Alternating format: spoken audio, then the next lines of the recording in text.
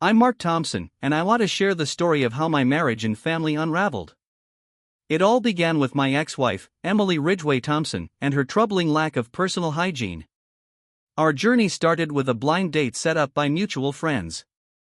Emily had just graduated from college and was diving into the associate management program at First United National Bank, all thanks to her business management degree.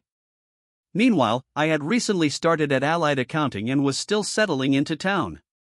My coworker, Brian, thought it would be a good idea to arrange a double date with his girlfriend, Laura, who had been dating Brian for 6 months. They believed that Emily and I would really hit it off. Imagine it, an accountant paired with a business intern on a first blind date. The excitement in the air was almost tangible. We quickly discovered a shared sentiment: neither of us was seeking a physical connection that evening. My primary interest was simply in enjoying her company, but she seemed hesitant about any physical touch, almost retreating behind layers of clothing. Despite the awkward start, our conversation flowed, covering our career goals and revealing that we had similar backgrounds and ambitions. Both of us came from middle-income families in small towns, each of us dreaming of success in our own ways. I aspired to channel my accounting expertise into entrepreneurship, while she aimed for stability and career advancement in the corporate arena, with the occasional maternity leave in her plans.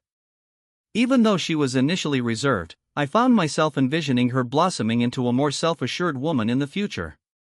The evening wrapped up with me walking her to her apartment, where she offered a brief, passionless hug and thanked me for the night.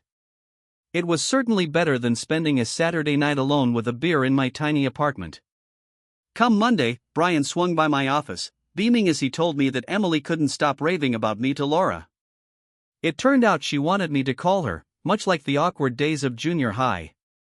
Though I doubted I'd made that big of an impression, I decided it was worth reaching out. After a few months of dating, I finally caught a glimpse of the beauty hidden beneath Emily's conservative wardrobe. She had the figure of a Playboy playmate, full curves and an incredible physique. She confided that she'd concealed her looks in high school to avoid unwanted attention, but with me, she felt secure enough to show her true self.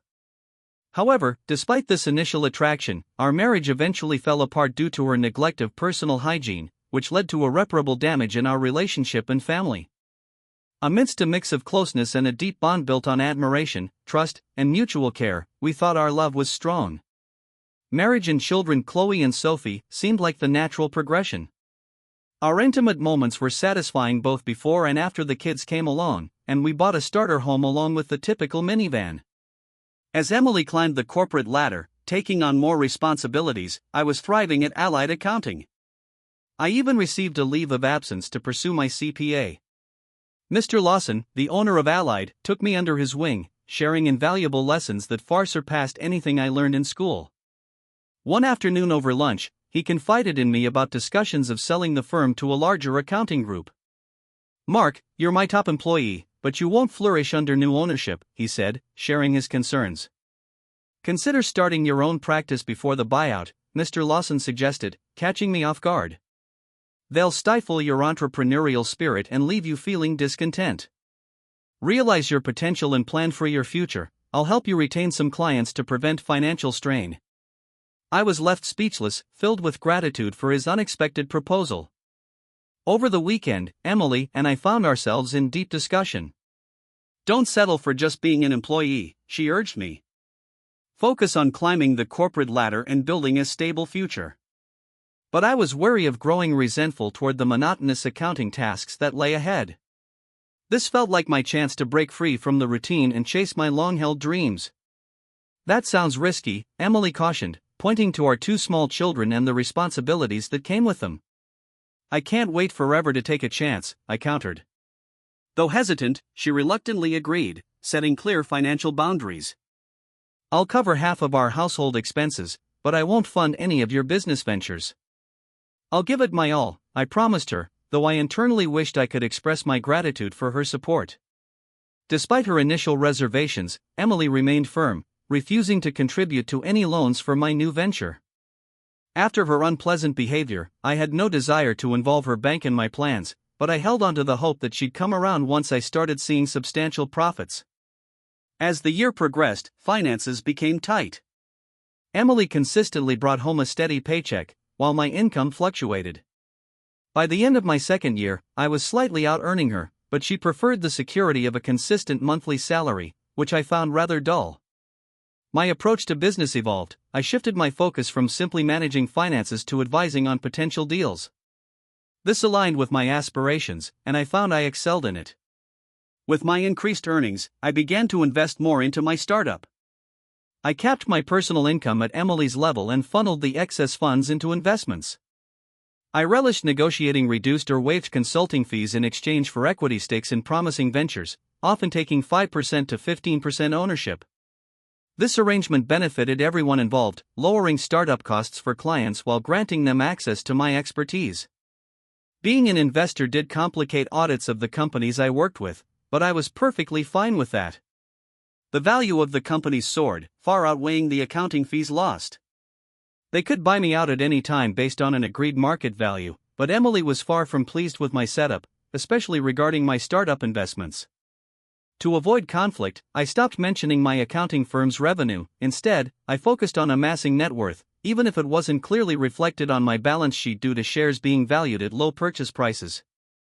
With a competent staff in place, I could devote more time to my children during tax season. I prioritized attending their performances and events, handling all the parent-teacher conferences on my own. It was a fulfilling time, the kids were thriving, and Emily and I were making significant strides. Emily's expertise earned her the title of assistant vice president at the bank, where she reported to multiple superiors. After Emily's promotion, she insisted we upgrade to a larger, more prestigious home to reflect her status at the bank. Despite my suggestion to hold off, she went ahead and signed a contract at an exhibition the following Saturday. Feeling powerless, I couldn't voice my objections. Through my connections at the Chamber of Commerce, I got to know some loan officers at her bank, and they revealed that Emily referred to me as the little accountant. That disrespect began to seep into our home, manifesting in her snide comments about my profession. I found myself excluded from the bank's Christmas and summer parties, which only reinforced my sense of professional estrangement. It was clear that we needed to address our relationship. On Saturday afternoon, I confronted her in the living room, asking for a few minutes of her time. She shot me a disdainful look and brushed off the conversation. "It can wait. I need to take care of some laundry," she retorted. Undeterred, I pressed her for a brief chat later. "Can you spare 15 minutes this evening?" I asked as she turned away. With a reluctant sigh, she muttered, "Yes, I can do that," before returning to her tasks. I decided to wait until later in the day to bring it up, wanting to emphasize how she had been ignoring me and disregarding my feelings. But when the kids went to bed, my attempt at a conversation was cut short by her exhaustion. Sunday morning was no better.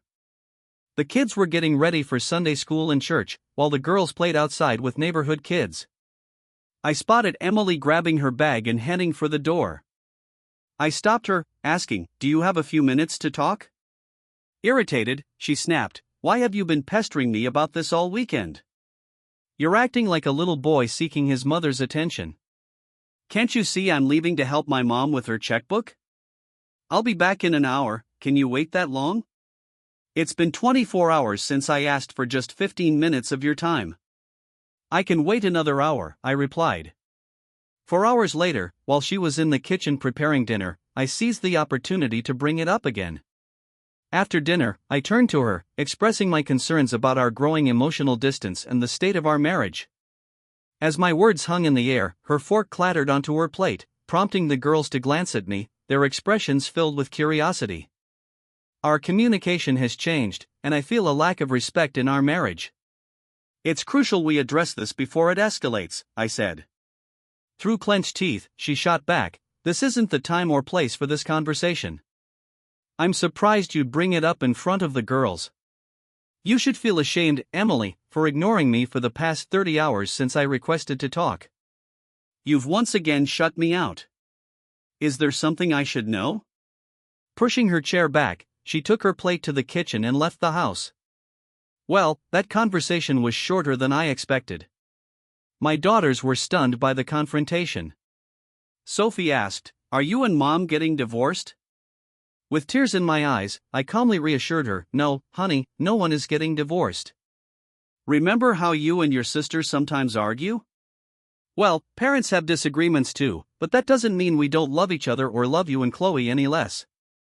Mom didn't run away, she just went for a drive, I reassured the girls, and that seemed to ease their worries.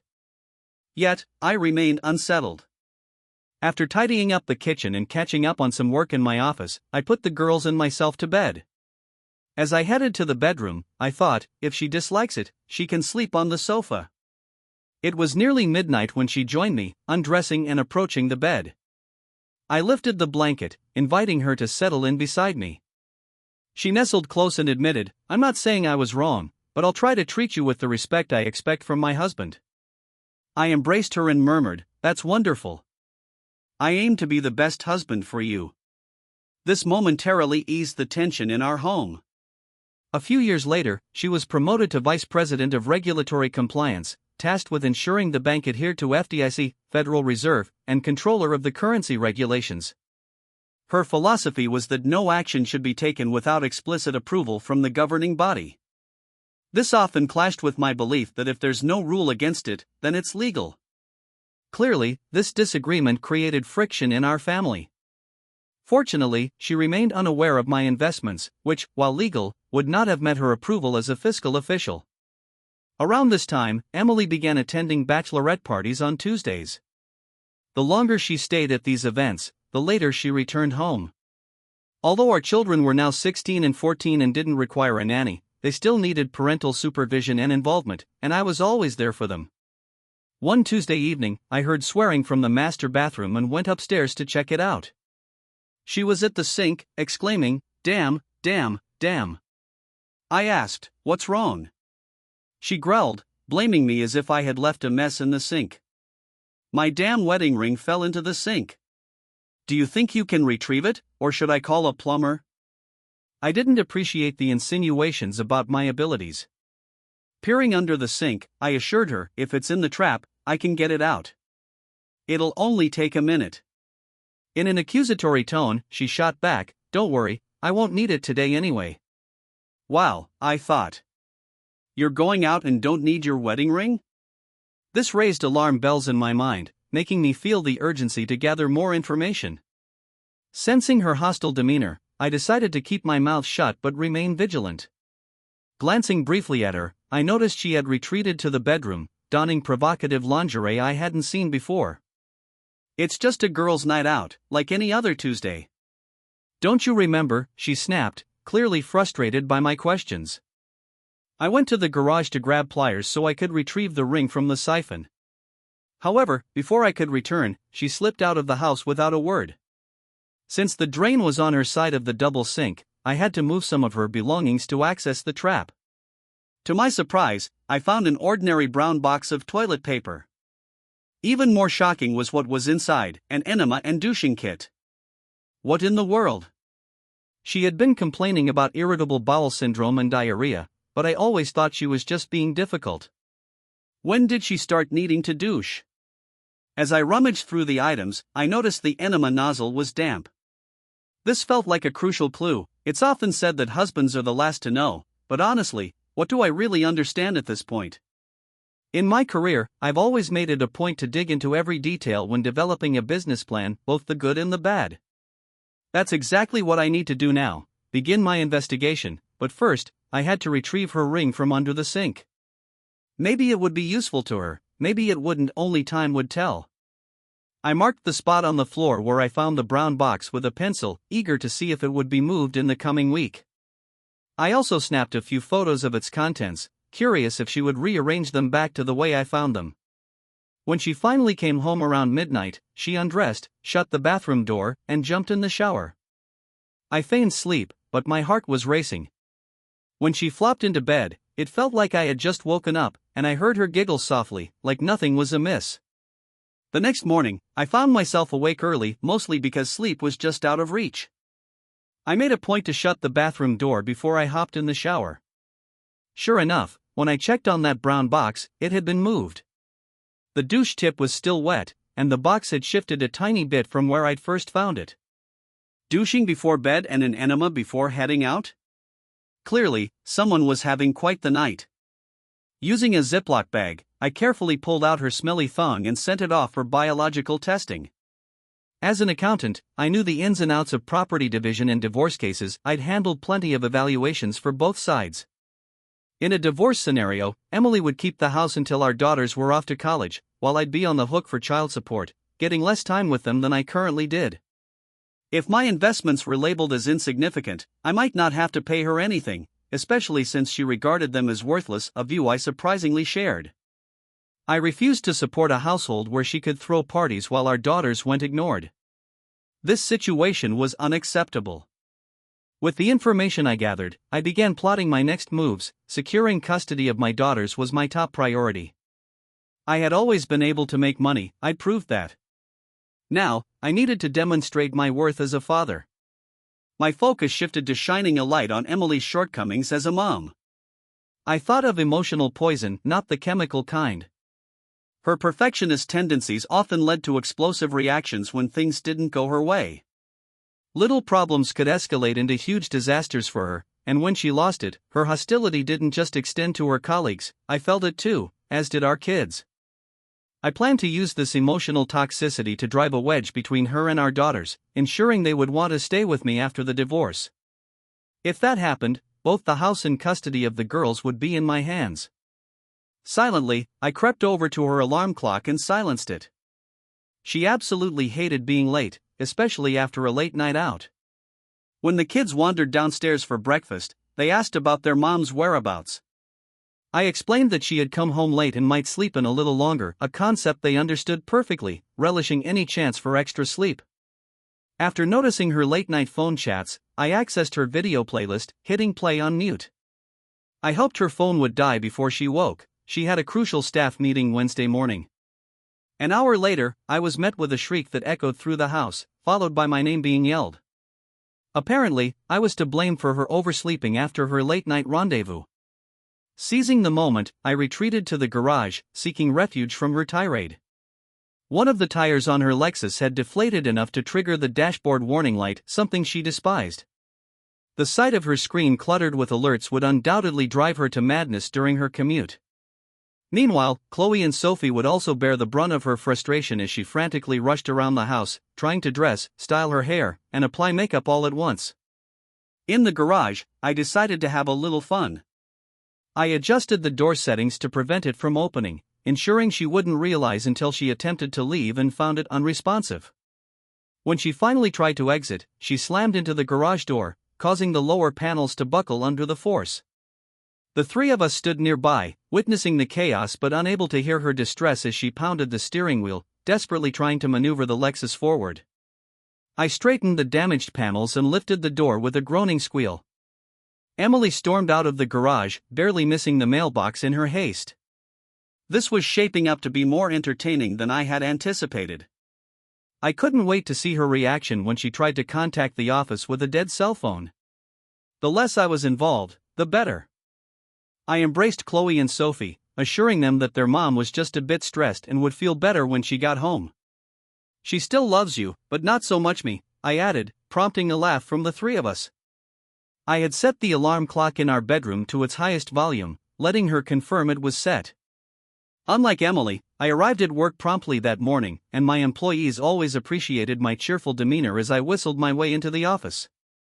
My good spirits held until 10 a.m., when my cell phone vibrated loudly enough to nearly topple off the table.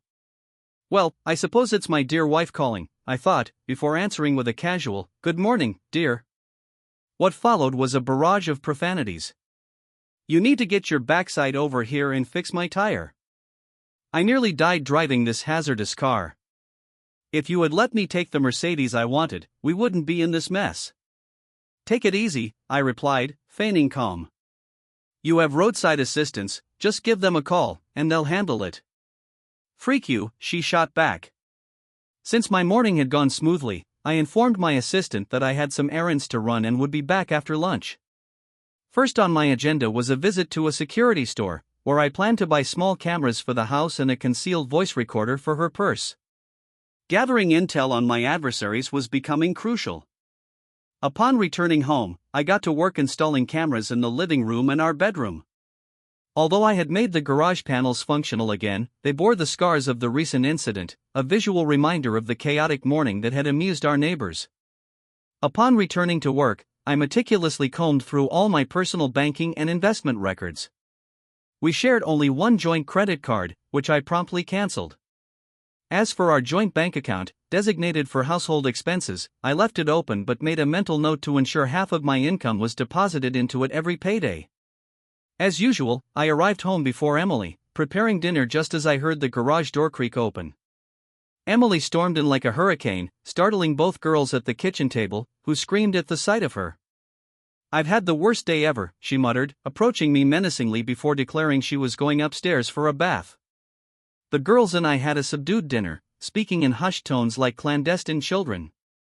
When I ascended the stairs, I offered Emily dinner, but she hurled a bar of soap at me, snarling, "If I wanted dinner, I would have told you. Now leave me alone." This was the perfect opportunity to discreetly slip a recorder into her purse. I made a small incision while she was preoccupied, then retired to the living room sofa, opting to avoid sharing a bed with her and the deafening blare of her alarm clock. The next morning, the eruption of the latest rap hit from the alarm clock radio was punctuated by Emily's expletives and the girls' screams, echoing throughout the house. It seemed unlikely that even the most seasoned Marine could rival the morning clamor in my household. While Emily occupied herself in the bathroom, I seized the chance to smear dark brown grease from my lawnmower onto the seat of her car in the garage. When she unknowingly sat on this lubricant during her commute, onlookers might assume she had an embarrassing accident, this time, quite literally. Once again, we were on the receiving end of her anger and frustration, reminiscent of the previous night. To add credibility to the chaos, I also smeared the skirt she had worn the day before. Her assistant Linda, married to one of my friends, called to recount how Emily discovered the stained skirt. "Hurricane Emily is brewing," she warned, "so brace yourselves." In the following days, I ceased my torment, but various mishaps continued to plague Emily. One of her diamond earrings vanished from the table, and her dress from last Tuesday inexplicably bore a red wine stain. The lining of her favorite shoes began to peel, a side effect of my knowledge of where she kept her password book. She found herself locked out of numerous sites she frequented. Every time she drove her Lexus, a ball bearing would mysteriously roll around in her car door with every turn or break. Day after day, minor annoyances besieged her, like death by 1,000 cuts. And just when I thought things couldn't get more complicated, the ultimate test came. On Tuesday, after work, she returned home to change for a bachelorette party, uttering not a word to anyone in the house. Ensuring the bathroom door was locked, she undressed, repeating the same routine as the previous Tuesday, the wet enema tip making its unwelcome appearance once again. The only difference this time was that I was tracking her movements using her mobile phone's locator. According to the device, her first stop that evening was Bonefish Grill. From there, she made her way to the dance bar, O'Hara's. I wasn't overly concerned about what she did inside the club, my focus was on who she left with. Observing from the comfort of my house, I followed her to O'Hara's. As I finished my coffee in the parking lot, I spotted Emily exiting the bar, hand in hand with a man. They embraced, kissing passionately before parting ways. He drove off in his car, and I trailed them for a block before letting the locator do its job. They ended up at Motel 6 near the highway. From a distance, I watched as they entered a room with an exterior entrance. Anticipating they would be there for a while, I noted the make, model, and license plate of the man's car. In the dimly lit parking lot, I deflated the driver's side front tire just enough to trigger a low-pressure alert on the dashboard. Nearby, a truck caught my eye, and I smeared grease on its windshield. I knew she'd turn on the wipers when she discovered the mess, rendering the windshield temporarily unusable. Tomorrow, I would be eager to hear what the voice recorder in her purse had captured. The information I needed would soon be within my grasp. After 1 a.m., she stumbled into the bedroom, undressed, and slammed the bathroom door, likely preparing for a shower. That night, she didn't interact with her alarm clock or phone, hoping her actions would appear arbitrary. A few hours later, while she was snoring beside me, I quietly got out of bed, retrieved the recorder from her purse, loaded it into my laptop to charge, and then returned it without a trace. The next morning, with Emily and the girls out, I eagerly listened to the recording. Despite the noise from dinner and the club, the voice recorder effectively captured their activities at Motel 6. I learned her boyfriend's name was Tommy, and their connection was palpable. They shared a mutual thrill, often indulging in escapades every Tuesday night and visiting the Hyatt every other Thursday during business hours. Do you think your accountant husband will ever catch on? Tommy asked, chuckling. Right after Sophie heads off to college, Emily replied. I adore my girls, but I'd rather not spend my prime years chasing soccer balls with them. He's the world's best dad, and I'm grateful for that. It just gives me more time to be with you. What's keeping you from leaving him now? Tommy pressed. You could get alimony and spend even more time with me. Emily laughed. If I divorced him and got alimony, I'd still have to pay for childcare, a maid, and a cook. My pushover does it all for free and even contributes to our joint account. I don't have to cover as many household expenses now, Emily continued, her voice laced with satisfaction. Plus, I can squirrel away a significant portion of my salary where he won't find it during the divorce. I use it for household expenses while building my secret stash. Speaking of divorces, when do you plan to end things with your cold wife? Tommy asked. That's set in stone, my dear, she replied with a hint of triumph. She insisted on a prenup before we got married. I only agreed after we included a 20-year validity period. 3 more years, and I'll get half of her multi-million-dollar stock portfolio. Chuckling, Tommy remarked, see? The timing is perfect. Your prenup expires right around the time Sophie heads to college. Then we can both move on. I felt my blood run cold. I couldn't believe the depths of their selfishness and deceit. They were made for each other, two people who would likely spend their lives trying to outsmart one another emotionally and financially. They even expressed concerns about their safety, taking turns reserving rooms at the Hyatt Hotel every other week to avoid a pattern. Before departing, Emily meticulously checked that all her tires were intact and left the garage door open, but her contempt for me and the girls remained painfully clear. As anticipated, the test results confirmed the presence of biological substances on those undergarments. Armed with this evidence, I instructed my lawyer, Eric West, to initiate divorce proceedings, seeking full custody of the girls due to my role as their primary caretaker. Given their mother's conduct, it seemed unlikely the girls would even want to maintain contact with her. Eric, I want to include this, but it won't be easy, he cautioned. I proposed a division of the house until it's sold, with each of us retaining our respective investments and retirement funds. After both girls departed for college, aligning my taxable income with hers would ensure neither of us owed child support, while she would be responsible for regular childcare expenses, including college tuition.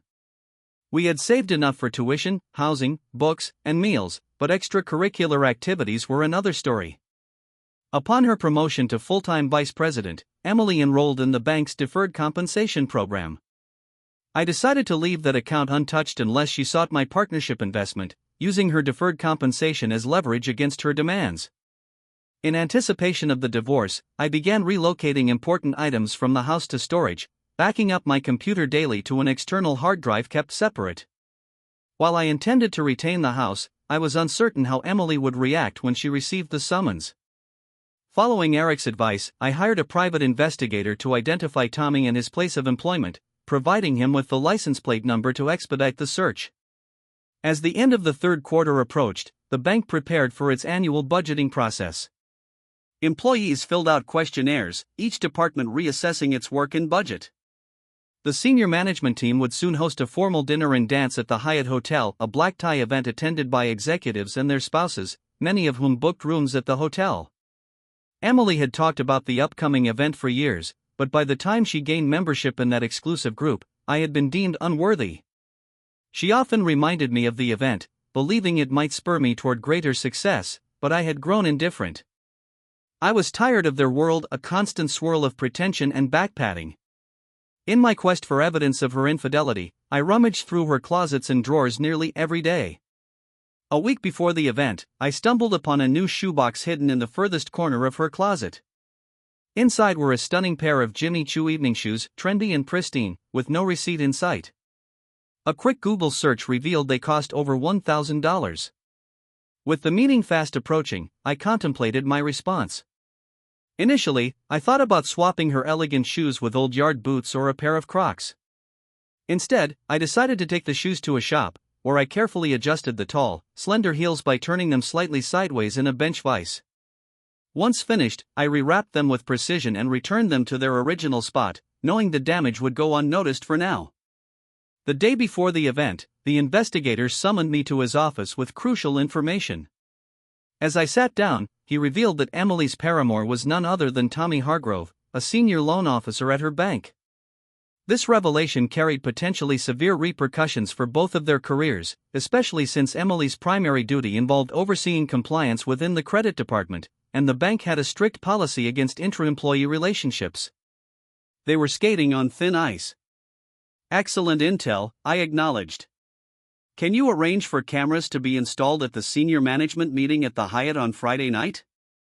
Armed with a photo of Emily, I requested footage of her movements and dancing. We both celebrated as he received another check and I obtained reliable information to fortify my case. The footage from Friday night was nothing short of uproarious. The detective chuckled as we watched Emily stagger, seemingly intoxicated. The tilt of her heel caused her to stumble into tables and chairs, even knocking over 2 bottles of wine at one point. I made a mental note to submit the footage to America's Funniest Home Videos once I had her sign the release. Naturally, she and Tommy retreated to his room for a night of passion, all meticulously documented by a discreet camera slipped under the hotel door. It was remarkable how far technology had come. Though Emily returned home before noon on Saturday, we didn't see her until late Sunday morning. Typically, she would arrive home fatigued on Wednesday afternoons, likely due to her late Tuesday night classes. But this Wednesday, something felt different. As she grumbled a greeting while heading to the bathroom, I prepared to adjust the hot water for her bath. I waited patiently while she fiddled with the tap to find the right balance of hot and cold. Hearing the sink start running, I realized she was washing up, and I headed to the utility room. Each faucet in our house was linked to separate water lines regulated by a manifold on the wall.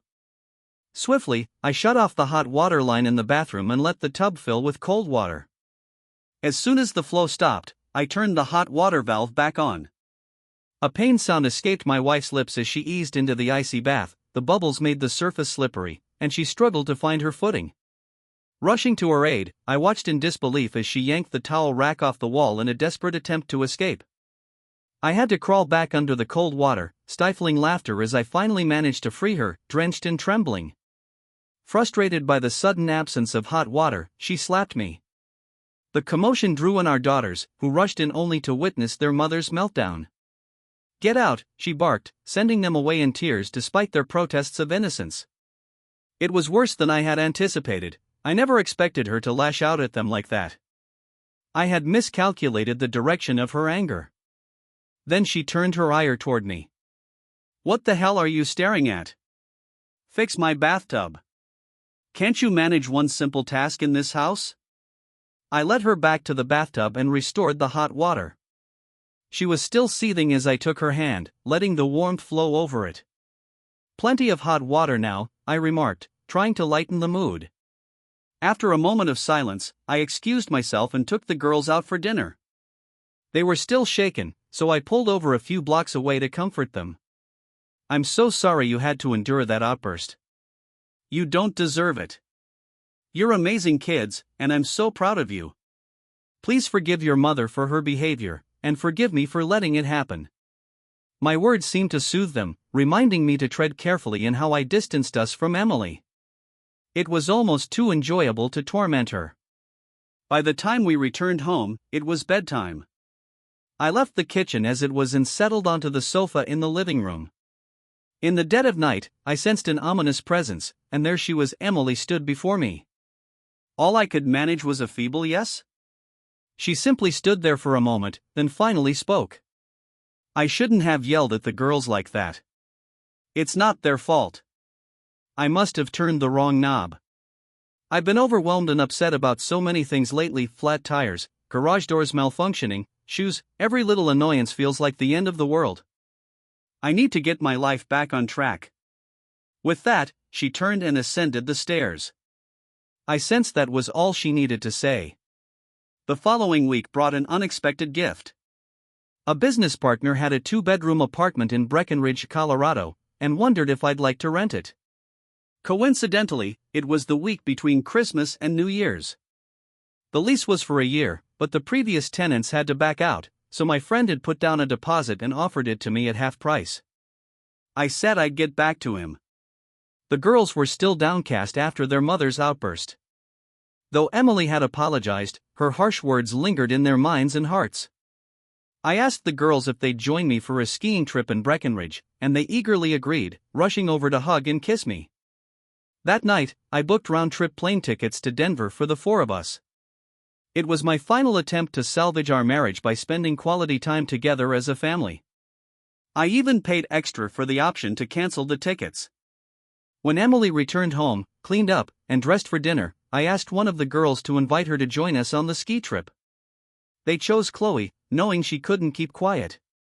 Mom, Dad rented a 2-bedroom apartment in Breckenridge for the week after Christmas. Can you find time to come with us? It'll be so much fun. Emily smiled at first, but then her expression turned thoughtful. I couldn't quite gauge what was going through her mind. Then her eyebrows lifted, and a smirk crossed her lips. I'd love to, honey, but it's year-end, and it's crucial for the bank to balance everything by December 31st. I need to stay in the city. I'm really sorry. I felt a wave of disappointment wash over me, sorry that Chloe felt let down and sorry that Emily declined with such a flimsy excuse. Compliance with year-end financials had nothing to do with a family ski trip. It was clear to me, she saw this as an opportunity to spend 7 nights in our bedroom with that idiot Tommy. The following week, my private investigator upgraded the cameras to Wi-Fi, allowing me to monitor things at home in real time while I was in Colorado. I wasn't just eager to witness her adulterous rendezvous, I had something else in mind. On the day of our departure, I treated her enema tip with jalapeno pepper juice. If she wanted a spicy encounter, she was in for a surprise. Before leaving for the airport, Emily was cordial, offering well wishes and hugs. I appreciated the brief affection and reciprocated with a genuine I love you. She quickly replied, I love you too. The flight and rental car ride were uneventful. Chloe and Sophie, excited by their first visit to the Rockies, rushed to the deck to take in the view.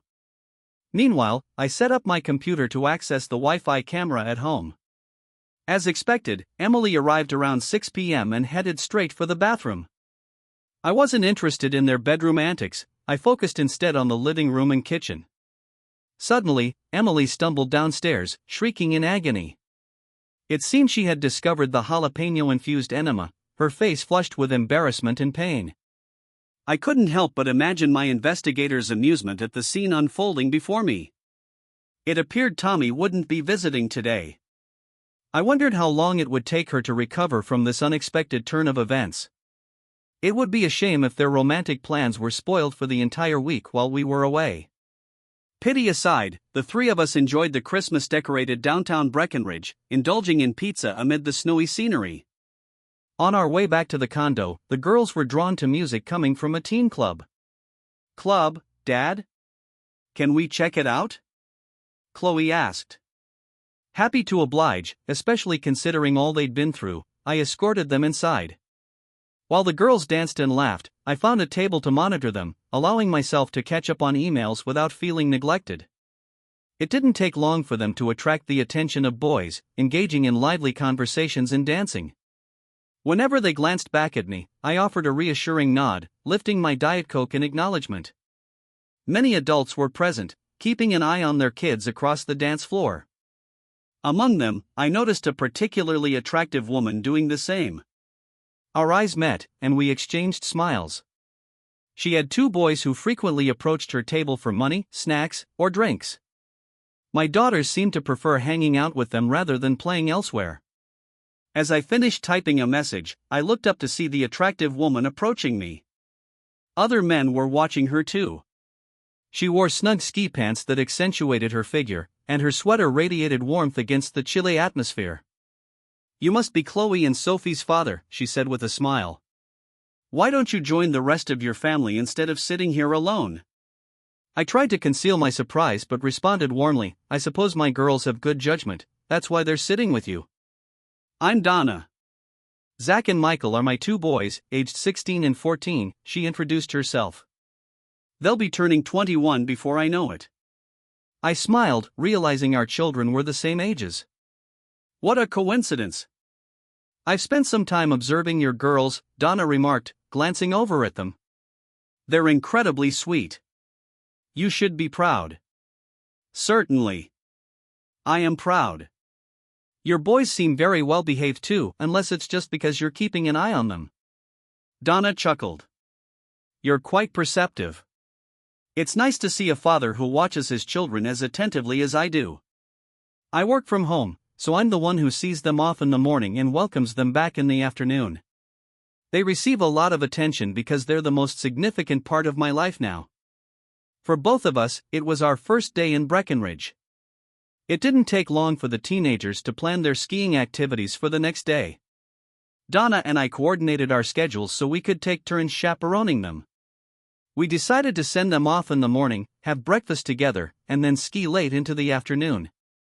Over the next week, Donna and I got to know each other better, and we both liked what we discovered. It felt good to confide in her about my issues with Emily and my intentions to divorce her. I didn't mention my pursuit of custody. I wanted to make things easier for myself while ensuring the girls' well-being. Though not something I was proud of, it felt like the best option for them to be with me rather than with that selfish woman.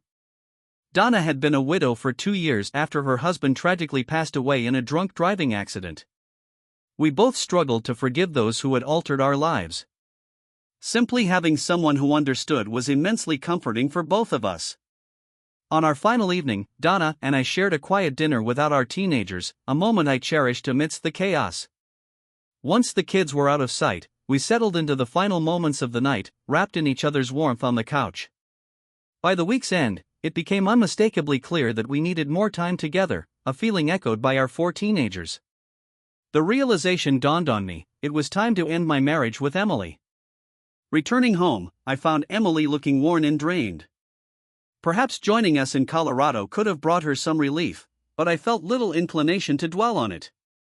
After observing her behavior during our first night away, I had lost any urge to monitor what went on at home. I instructed Eric to handle the divorce paperwork and submit everything to the bank. The girls reacted to the news as I'd anticipated, their concern evident.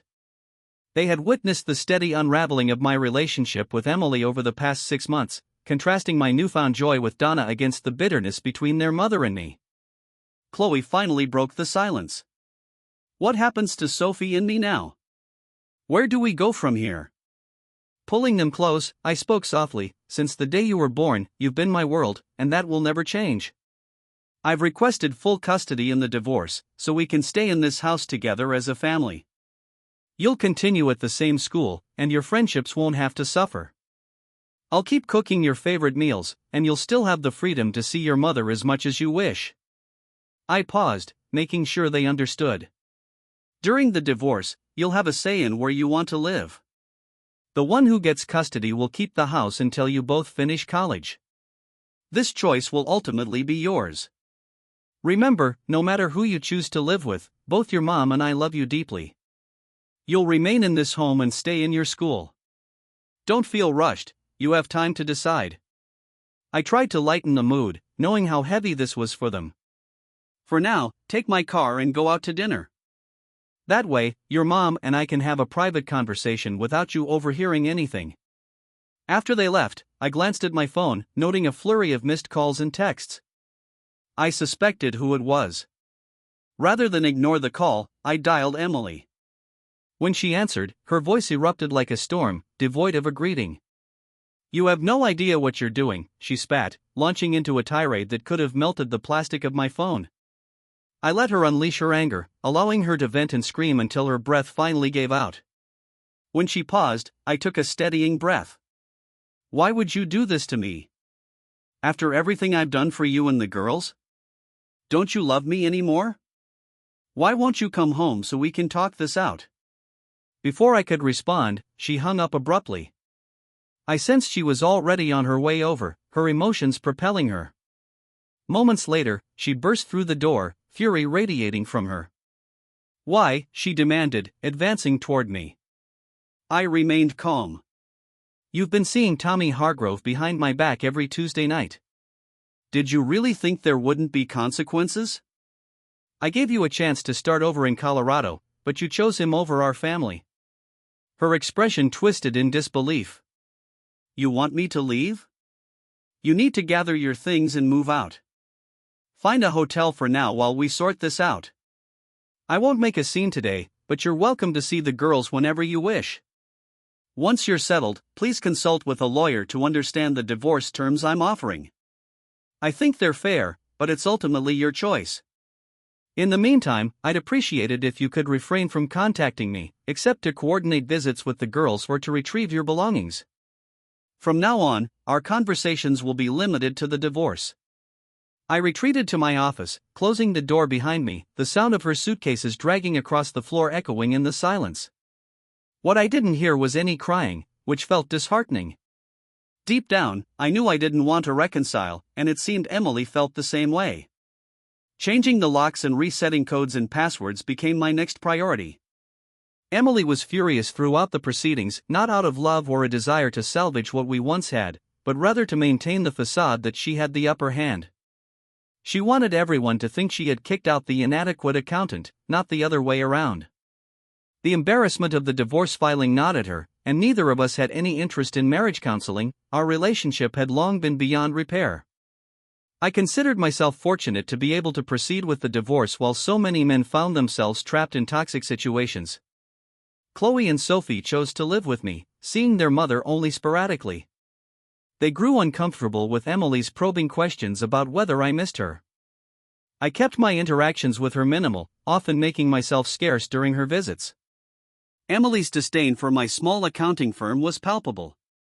She was determined to keep her 401k and deferred compensation funds, believing I was unaware of their existence. I chose not to reveal my knowledge of her affair at the Hyatt, saving that card for a strategic moment later. She took the stylish furniture, leaving us with what remained, strangely abandoning all the family photos, as if they were relics meant to serve her memory.